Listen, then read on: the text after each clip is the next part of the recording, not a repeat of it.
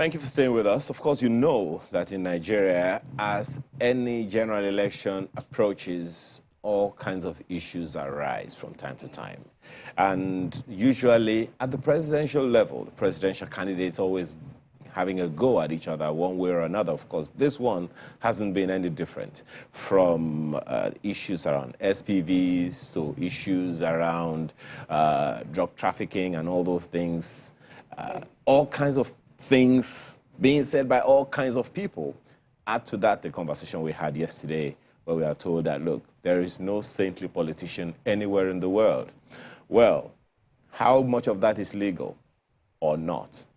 Well, we'll find out this morning from Mr. Femi Falana, who is a senior advocate of Nigeria. He joins us right here in the studio. Thanks for joining us this morning. Thank you very much. So far, you at least, I know you were very, very active in the Second and, well, in the Third Republic mostly. Maybe in the Second Republic you were as involved. I'm not sure, but No, in this republic. No, I'm trying to build up to somewhere.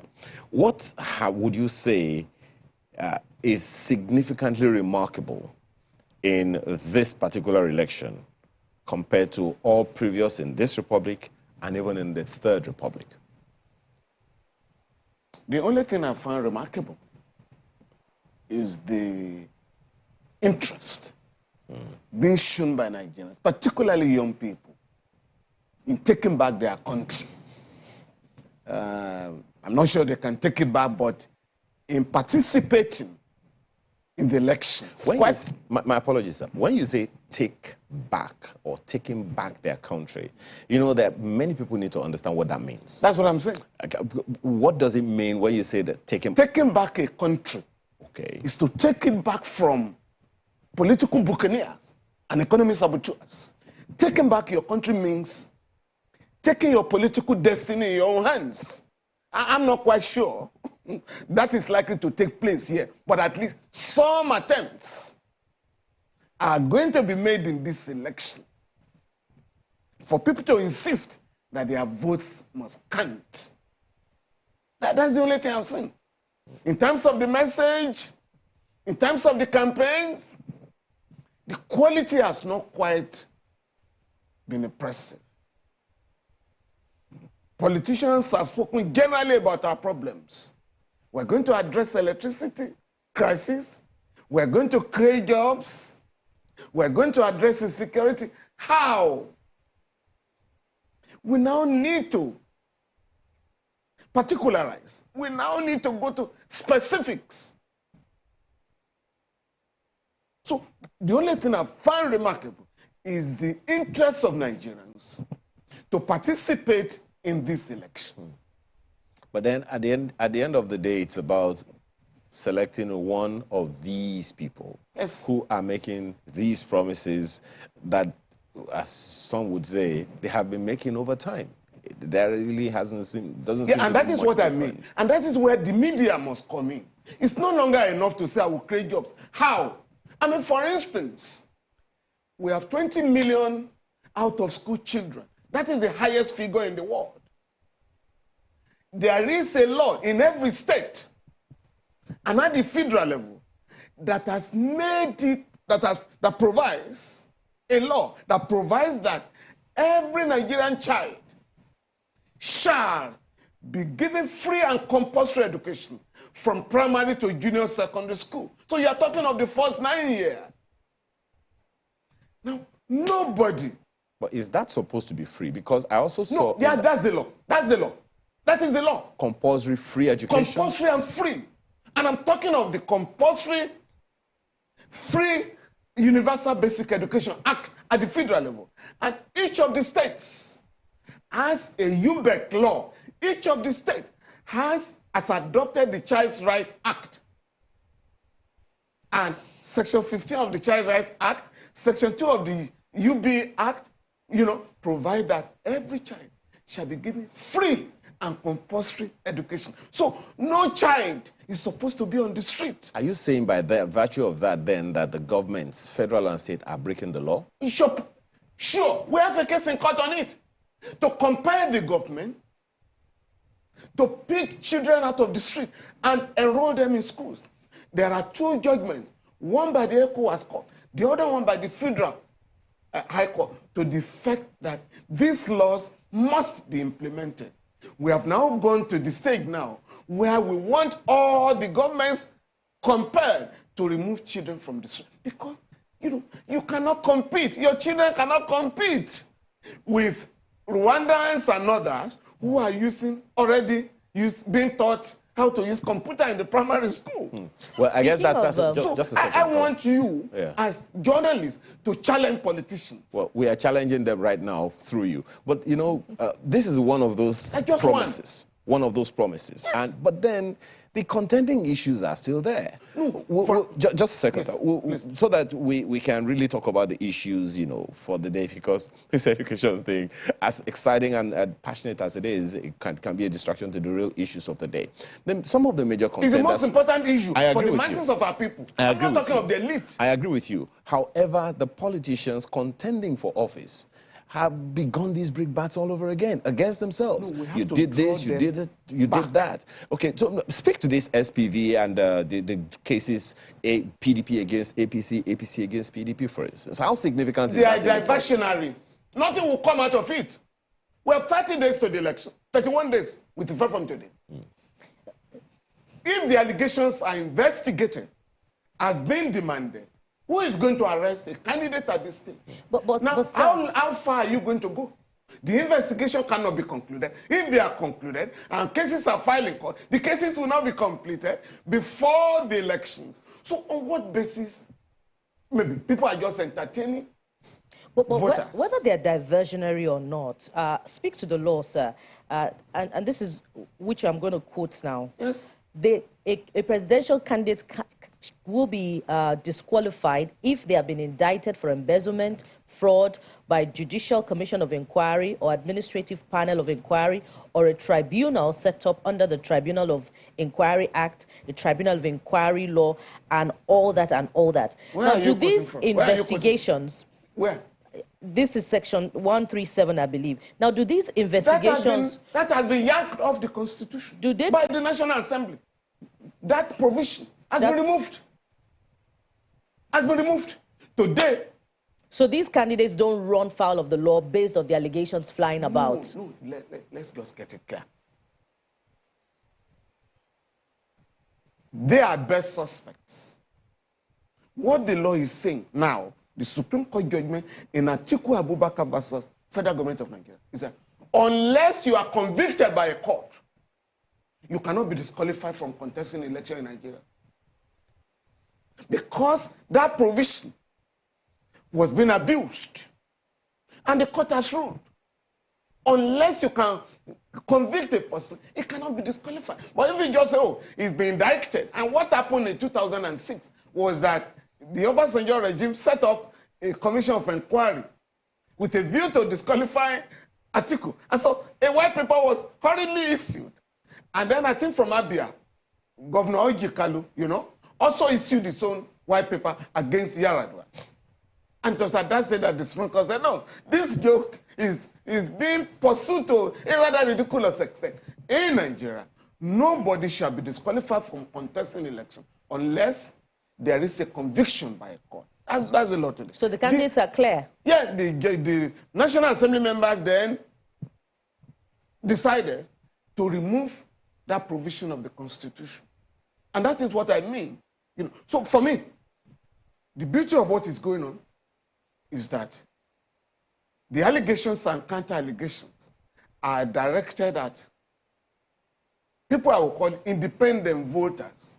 In other words, no amount of allegations would dissuade members of the PDP and APC from voting for candidates of their choice. So for me, I think voters who have not made up their mind are being requested, as it were, to weigh these allegations and see whether they will be inflamed. But as far as the law is concerned, it is too late in the day. One, you cannot disqualify a candidate if you do not file your pre-election case 14 days after the primary election of the political party. Again, the courts have ruled on that. Secondly, if you are not a member of a political party, you can't go to court and urge the court to disqualify a candidate.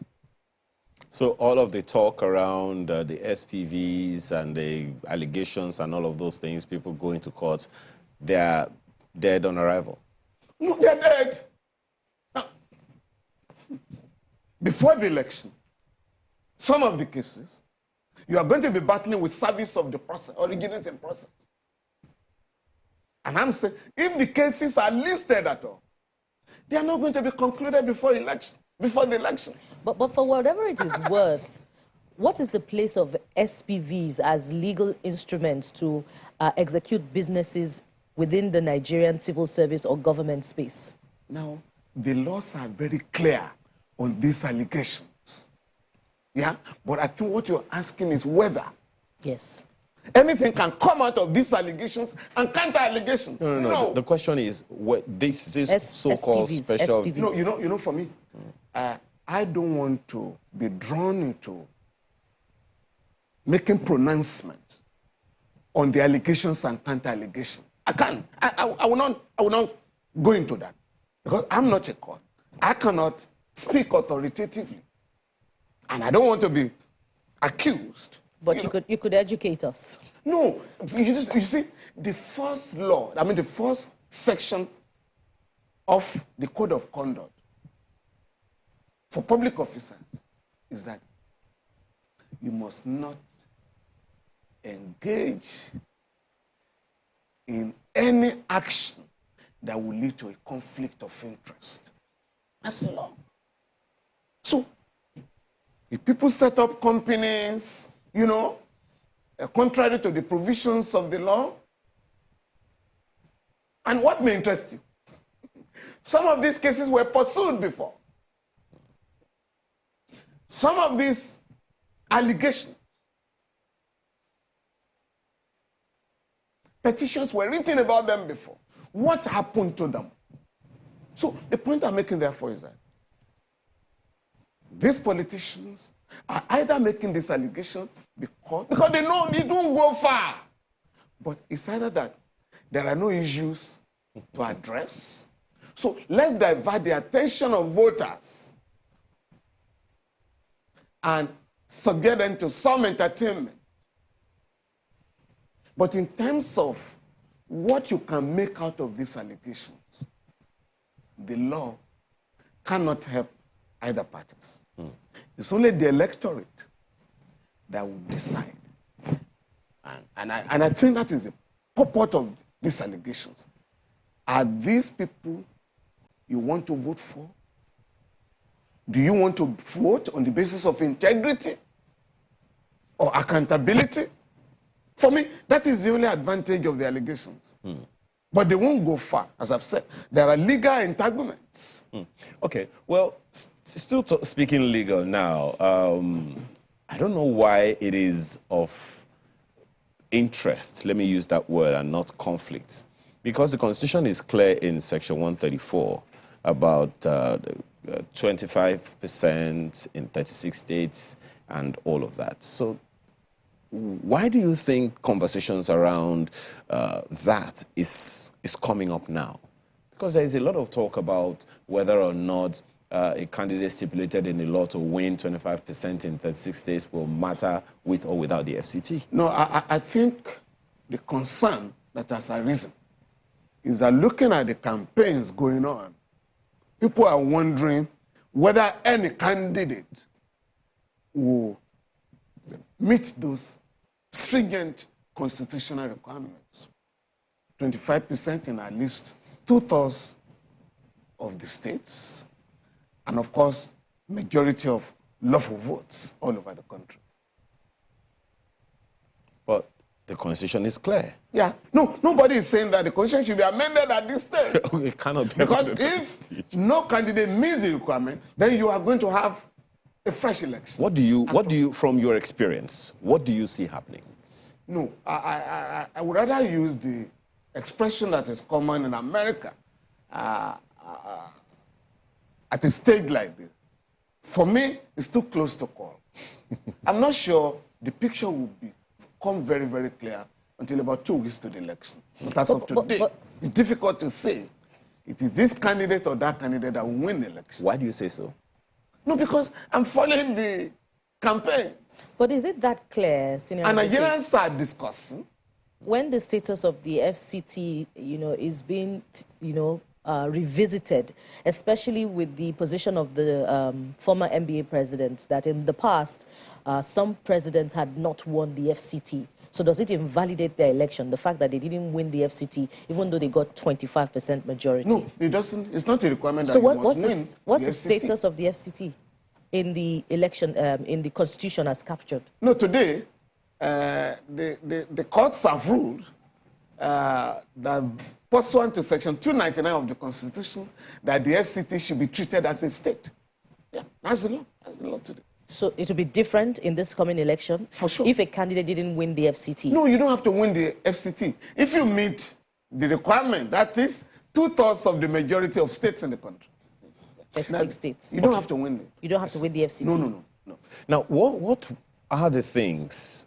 I mean, you began by speaking very, very generously about what the electorate need to be paying attention to.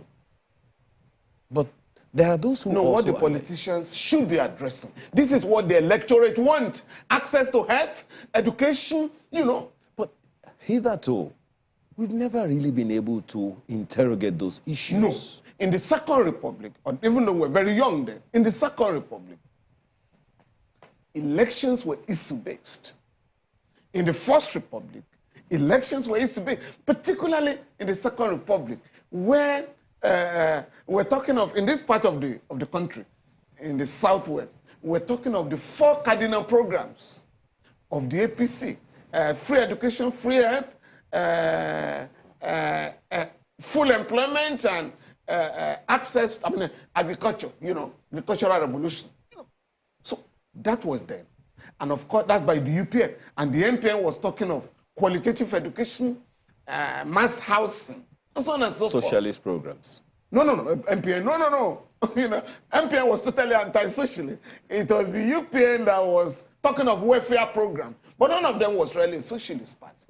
But as far as Chapter 2 of the Constitution is concerned, this 1999 Constitution, the government is required to address the problems, access to education. Section 18 says, the government shall provide free and compulsory primary, secondary, university education, as and when due. As and when practicable. Perhaps that is the escape. No, that is the escape for the ruling class. But what has been done since then is to compel the government to enact some laws, particularly the UB Act that I was talking about, to say, at least at the primary school level, let us get everybody to go to school. Perhaps, again, let us address adult illiteracy. Mr. Falana, perhaps that is the escape. And I said that because, since the Constitution has added that proviso, as and when we have practicable. not gone beyond that. Just a second. Yeah. I mean, a number of the states are saying they don't have enough money to take care of some basics. No. On that, there is a provision. Every year, 2% of the consolidated revenue of the federal government will be warehoused in the UB fund, and UB Act, UB fund. Each state will contribute a counterpart fund to access the money. You cannot be awarding contracts, multi-billion-dollar contract, and you say you cannot educate children. It's about priority. So an individual can sue a government to court for prioritizing infrastructure development at the detriment of education. I said we have already won cases on it. And none of the governments came to court to say, sorry, we cannot fund education. No. And once there is a judgment of a court that children be put in school, children be educated, children be given free and compulsory education, no government can come out and say, sorry, But it hasn't. We cannot do it. But it hasn't served as a deterrent. For instance, in the Southwest, they're bearing the burden of the number of out-of-school children, even more than some states in the North. Yeah. Or the East, or whatever, or the South part of the country. I am saying this is a common problem all over the country. Agreed, Mr. Falana. But you were speaking about how we can make this election for the electorate now. Yes. How we can compel that compel politicians who are vying for jobs to ensure that how can we verify that they will do the job? We are getting the electorate to ask these questions when politicians come around to ask for their votes. Mr. Falana, sit down with us. Mr. Falana, unlike before, people are not aware of this. Just right. a second. How will that happen? You have seen the mass rallies. You have seen the town halls. You have seen the way electioneering has been done over time. How will Nigerians ask these questions? Okay. I said for the first time, Nigerians are being made to ask questions. And so it's not just about, I want to vote. What do you want to vote for? We are asking Nigerians to ask the politicians to make commitments. For instance, the APC had said in 2014, give us 2 years. Nobody will go abroad for medical treatment. That's what they said. That's what they told Nigerians. Nigerians are now saying, oh, you guys have been going around for medical treatment abroad. Can we now get some firm commitment that will not happen again? Again, there is a law, the National Health Act of 2014, that has now provided that no official of the government can go out of the country for medical treatment unless there is a board that recommends. Because this provision has not been respected, I know a lawyer that has gone to court on this matter. Mr. President, you cannot be going out of the country for medical treatment when you have not been so recommended by a medical board in line with the relevant provision of the National Health Act. And what has come out of that? No, the case is still on. And in line with that, Mr. Falana, the case is still on. At the town halls organized by channels with, the presidential candidates, they are being made to sign a pact that will be a form of commitment to the promises that they're making. You mean by the National Peace Committee? No, the town halls with the presidential candidate that channels has been, having in conjunction with their partners. These documents that the candidates are being made to sign, how tenable are they after the elections? What is the content of it? They're making myriad of promises for my sister, tackling oil theft, education. We have gone beyond that. The point I'm making is that there are laws now that we have compelled the National Assembly to enact to take cognizance of the rights of our people. And one of them that will interest you, which affects the poor every day, is what we call the Administration of Criminal Justice Act, as well as the Police Establishment Act, which provide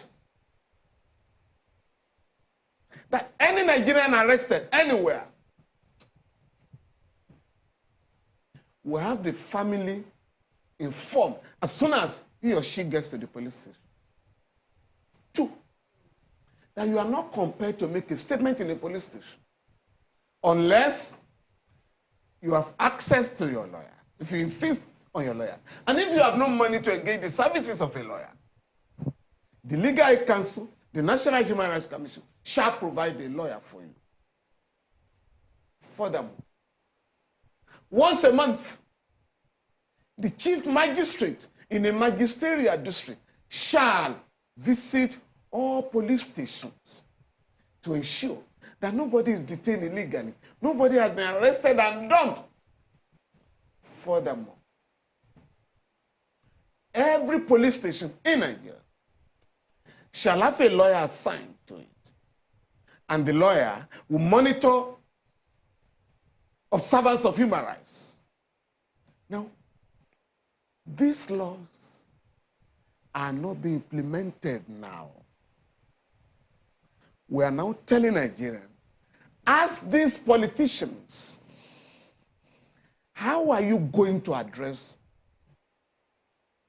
the massive violations of the rights of our people? And it doesn't cost anything for a government to say, or for a candidate to say, if I'm elected, come February or March 2023, I am going to ensure that the rights of Nigerians are respected in line with the provisions of the law.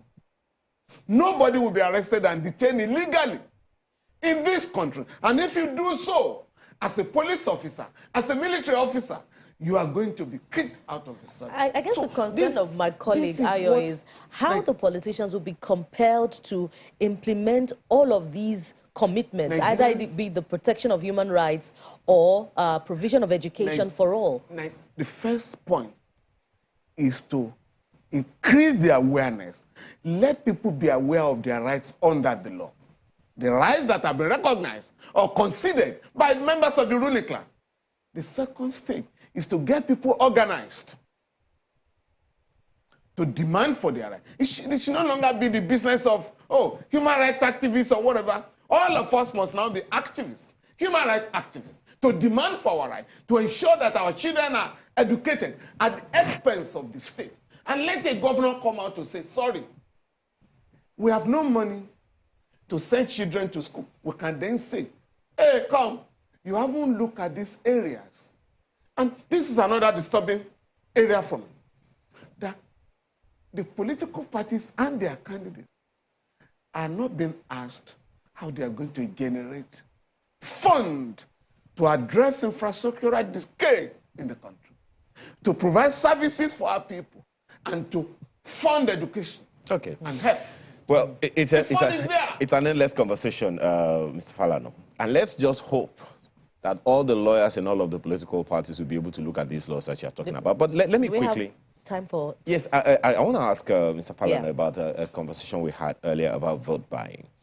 Now, the police, INEC, EFCC, and all of them, they're talking about how they intend to tackle vote buying. They had a session last month, December, and they've had another one yesterday. But I also recall that I'm not sure, you might want to help us know exactly where in the Electoral Act 2022 the law outlaws vote buying. I know it was I think it's 134 of section 134 of the 2010 Electoral Act, that 500,000 naira or 12 months or both would be the penalty for vote buying. And I think there are two such named. I don't know where it is in this Electoral Act. So I believe that there are laws that criminalize or outlaws vote buying. How significantly do you think any of these laws can be enforced? Because hitherto, there are those who would wonder, have we ever really been able to successfully deal with anyone, arrest or deal with anyone caught for buying votes? If you look at sections 114 to 125, the electoral offenses are stipulated. Unfortunately, by virtue of section 150, it's INEC that is empowered to prosecute electoral offenders. And INEC has come out to say, sorry, we're too busy to go around prosecuting electoral offenders. And that was why the Ways Judicial Commission of Inquiry recommended the establishment of Electoral Offenses Commission, which the Senate in 2021, passed a bill, for the establishment of the commission, but the House of Reps has refused to pass the bill. So, yes, the provisions are there. It's illegal to induce voters. It's illegal to buy votes. But you need the political will. But the punitive measures provided are at best a slap on the wrist. Police and all of them to really stop it. It can be stopped. But whether you're talking of the elections in Anambra, in Ekiti or Osun State, where vote buying occurred, what has happened to those who were arrested? And unless you have sanctions for impunity, it's difficult to say, oh, we're going to sign peace accord. When I see people, marching to Abuja to sign peace accord, I laugh. Because before leaving the venue of, the peace accord, offenses have been committed. And by the way, it's only warriors that sign peace accord. If you are going to have elections, supposed to be a democratic exercise for people to choose their representatives, you don't need to engage in wars or in violence. But again, I can tell you, to the best of my knowledge, not less than 200 people were arrested for vote during buying. the primaries. No, during the primary conducted by the parties, primary elections conducted by the parties, who has been charged before any court. Mr. Falana, I won't let you go without getting your thoughts on the concern of your colleague, Senior Advocate of Nigeria, also Mr. Wole Alanipekun, on Section 65 of the Electoral Act, the concern about the powers granted INEC to review itself on the declarations of results. What are your thoughts on it? Well, with profound respect to Chief Wole Alanipekun saying, the provision is in order. It's born out of our experience. You have a situation where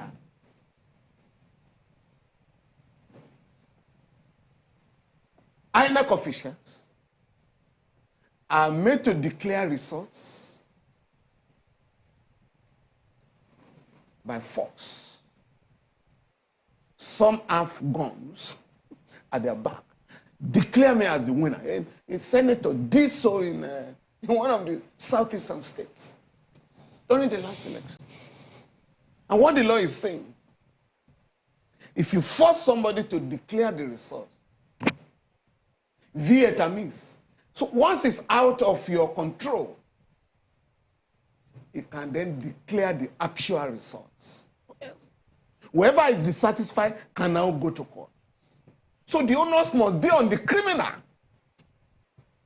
not on the INEC or the INEC official or the returning officer. And that was what happened the last time. And that was not the only case. Sometimes you hijack the election materials. So if an INEC or the returning officer is captured by criminal elements and forced to declare results, the law is saying, once it's out of their illegal custody, it can declare the actual results. Oh, yes. That's after the 7 days, according to the provision of that law. Yes. Okay. So it doesn't take away the powers of the court? No. The judicial powers of the court. The man can be held in custody. The man can be held in custody. It has happened in this country. People have been killed in an attempt to declare the actual result. So you can still go to court and say, no, we didn't capture the man. We didn't force him to declare results. That's it. The question then is, Mr. Falana, please don't answer this one. The question then is, so what if the politician, knowing that he can do that within 7 days, kidnaps the man for 7 days? Please don't answer that question. Mr. Femi Falana, Senior Advocate of Nigeria, thank you so much for your time this morning. Thank you. We're back after now for another conversation. It's International Education Day. Please stay with us.